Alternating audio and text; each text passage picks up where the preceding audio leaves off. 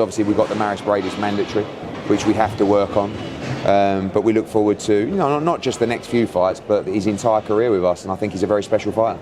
So, other subjects, we saw Bob Arum come out today and say that Tyson Fury set it in $200 million with this Saudi deal. How realistic do you think that is? No, I mean, we know the numbers roughly, but he's going to make a lot of money. He's definitely going to make $100 million for the 2 fights. But I've heard there's a 3rd fight as well, and a locked-in rematch. But I don't know. But huge amounts of money, obviously, out there, and that's the reason he's taking a fight. We've seen him mention the date of December the 23rd. Do you think that's just to wind you up, or is that? Look, boxing's a funny game.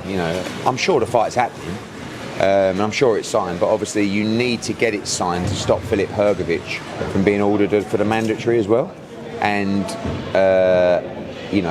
obviously if you can block off another big fight at the same time, even better.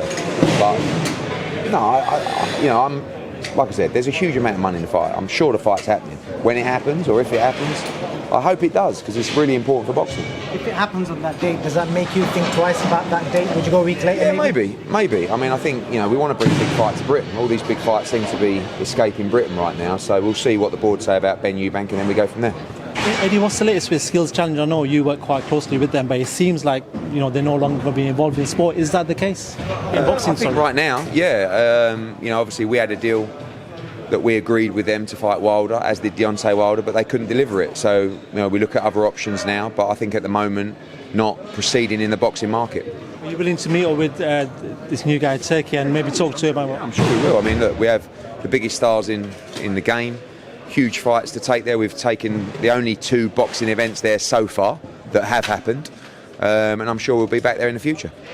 When are we expecting AJ out next then in that case? I mean, we have to, Shelley Finkel dropped me a message tonight to say we want to get moving with this fight, and we feel the same way.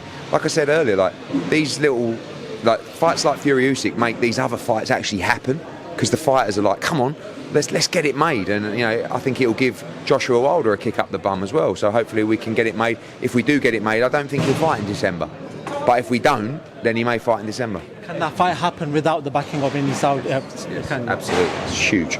Eddie, you mentioned kind of Bradis, it could be next for Opetaia. Is there a time scale that might happen? No, I guess because it's very interesting. I mean, to put it into perspective, we will probably get a letter from the IBF on Monday.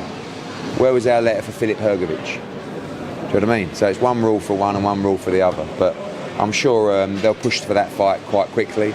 And if we have to do it, we'll do it. You mentioned kind of one of the dates that Matchroom have penciled in is December the 2nd. Could that be Billy Joe Saunders' return?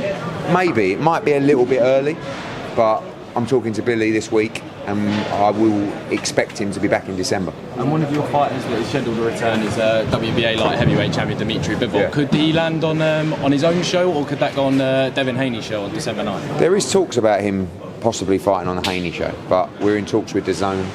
December 2nd was potentially a US date that will probably become a UK date now, so I don't know how that will sit with Dimitri Bivol, but needs to fight and ready to fight. And Frank Smith mentioned to me that Andy Cruz could also feature on that card. Do we have it? With Haney? Yeah, on the Haney card. We will do, yeah. Is there any kind of linked opponents there? No, it's a very exciting Mexican opponent that I think everyone's going to be very happy with, and we'll announce that this week. Stanley Bryan, just over Castle, had a contentious draw last week out. Is there any plans for a rematch? And if so, where would it be taking place? Everybody wants a rematch. We must make the rematch. She wants it in the UK. We'll have to see. Speaking to McCaskill to see when she'll be ready, and definitely going to look to make that rematch. And of course, Amanda Serrano next month will be doing a 12-3 contest on DAZN. Is that not something that you thought Katie Taylor, Chantal Cameron could possibly do for their fight on rematch? Because I want it to be undisputed, and it can't be undisputed at 12-3s. And the whole selling point is undisputed v undisputed, not undisputed v undisputed, but this one's not got a belt on the line. For me, the 2-minute rounds are very exciting, and I think they've been a great driver of the commercial success of women's boxing. I'm not against 3-minute rounds, but I'm happy with the 2s, but I like the idea that people are pushing the boundaries, so we'll see how it works and if it's successful. But right now, we want the WBC belts on the line, and if they don't allow 3 minutes, they don't allow 3 minutes. If Katie Taylor is to come up short against Chantal Cameron for the second time round, what will be next for her? I think the Serrano fight's there, but we'll see. I mean, that's obviously not the plan for her, but back-to-back defeats would always be difficult. And what will be next for Chantal Cameron if she's to be successful? Yeah, I mean, she could fight Amanda Serrano, she could fight Alicia Baumgartner, she could fight Sandy Ryan. I mean, she's she's arguably number one pound for pound in the sport already. So huge fights. What is the latest on Alicia Baumgartner? Because we're seeing her do like talks in universities and stuff like that. What is going on with Michigan Commission are leading an investigation. So it's in their hands. We're waiting to hear. I'm not sure where it's up to, and that's all I know. One last question. A video of you's gone viral again. I think some comments he made about Frank a while ago, where he said he was desperate, he had no offer from Saudi, and you've done the 2 fights and he hasn't. Any regrets on them comments? Because every now and again you get a video that pops up. No, listen, you say what you say at the time. I think, we have some backwards. I'm pleased for him. I mean, Spencer Brown did the deal for Tyson Fury in Saudi, I believe, and Frank's going to get paid. So congratulations. And he's a survivor. And you see him now, Bob, out there. Hello, everybody. We're here to, listen. They're very good promoters and they're good fight makers. And but I go back to when there's a lot of money, it's very easy to make fights happen. Very easy. Like the reason Tyson's taking the fight is his fortune. So I never look at him and go, damn, shoulder road, isn't it? The blood pressure game. I say, well done, good luck. And now we've got to bounce back and make up the big ones. Are you looking forward to Frank's first interview back based on Frank Smith? No, Frank. Well, both. Oh, Frank Warren. Yeah. Listen, life's like this.